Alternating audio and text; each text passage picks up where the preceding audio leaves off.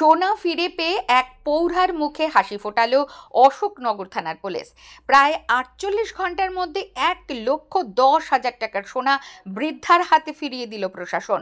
ঘটনাটি ঘটেছে অশোকনগর কচুয়া মোড় এলাকায়। প্রসঙ্গত, চলতি মাসের ১০ তারিখ এক বৃদ্ধার কাছ থেকে কেপমারি করে সোনা নিয়ে চম্পট দেয় দুই দুষ্কৃতী। এরপর অসহায় বৃদ্ধা অশোকনগর থানায় এসে লিখিত অভিযোগ দায়ের করে।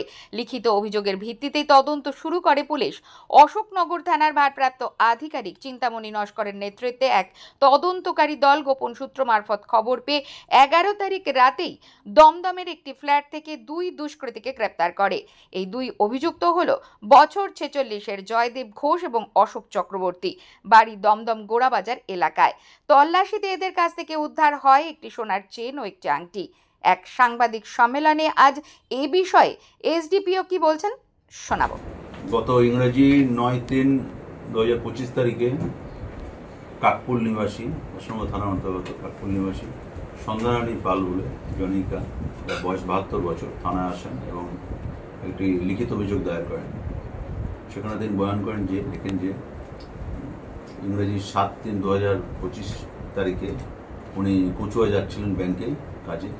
সেই সময় কচুয়া বাস স্ট্যান্ড থেকে একজন ভদ্রলোক তাকে ডাকেন এবং ডেকে তাকে মায়ের মতো দেখতে বলে তার কাছে নিজে অভিনয় করে বসতে বলেন। ওই বাস স্ট্যান্ডে ভদ্রমহিলা বসেন এবং তার নানান অনুনয় বিনয় করে, নানান ছলচাতুরি করে ওনার থেকে গলার সোনার হার এবং হাতের আংটি হাতিয়ে নেয় ফ্রড করে। এবং তখন সেখানে আরও একজন আসে, ওর সঙ্গী, ওই যে লোকটি ওকে ডিটেন করল তার সঙ্গী, সেও এসে অভিনয় করে, ওরই পার্টনার, সেটা পরে আমরা জানতে পারছি। এরপর কমপ্লেন কেস হয়, কেস রুজু হয়। আমাদের যিনি ওসি চিন্তামণি নস্কর আছেন বা তার টিম, পিসি টিম, তার সোর্স লাগায়, ম্যানুয়াল সোর্স লাগিয়ে সে নানান জায়গায় সোর্স লাগিয়ে দুজনকে অ্যারেস্ট করে।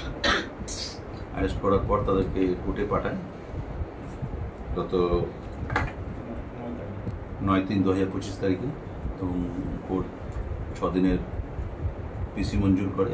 পিসি পিরিয়ডে যে জিনিসগুলো খোয়া গিয়েছিল চিটিং করে বা ফ্রড করে মাধ্যমে ওই বয়স্ক ভদ্রমহিলা থেকে এরা হাতিয়েছিল, সেই গলার হার বা আংটি সবই উদ্ধার করেছে।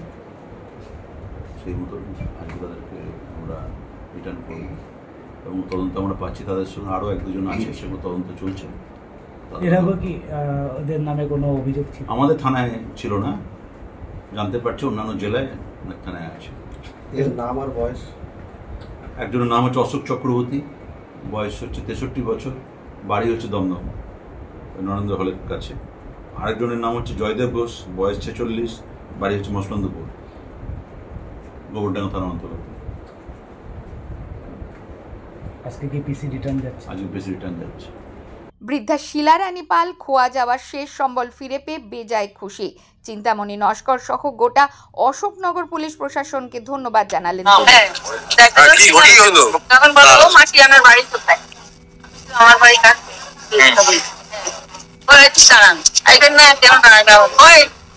ব্যাংকের লিঙ্ক নেই, কেন বুঝতে বলো না? এর লিঙ্কের আমার দরকার নেই।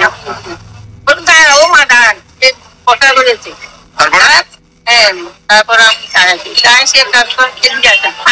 স্বামী দোষের মতো মনে হয় কেমন হয়ে গেছে, আমি আমার ওখানে যেখানে বাস থামে সেখানে একটা বউ বড় করে দিয়ে ওখানে বসে আছে, আর ওর লোক দাঁড়ায় আছে, ওদিকে কালো করে এটা দাঁড়ায় আছে, আর মোটা করে এটা আমি এপাশে বসেছে, ওকে এখানে বসছে, ওটা এখানে বসে।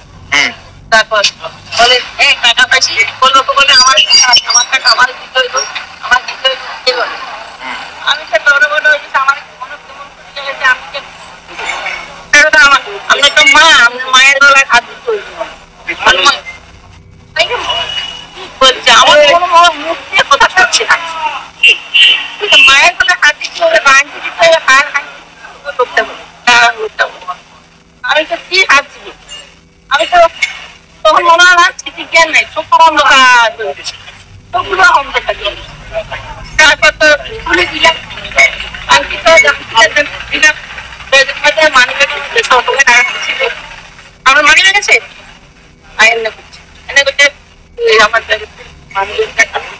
আজ অশোকনগর থানার পক্ষ থেকে এই দুই অভিযুক্তকেই 7 দিনের পুলিশি হেফাজত চেয়ে তোলা হয় বারাসাত আদালতে। খোকন কুন্ডুর সাথে পাপ্পু রিপোর্ট, প্রয়াস নিউজ।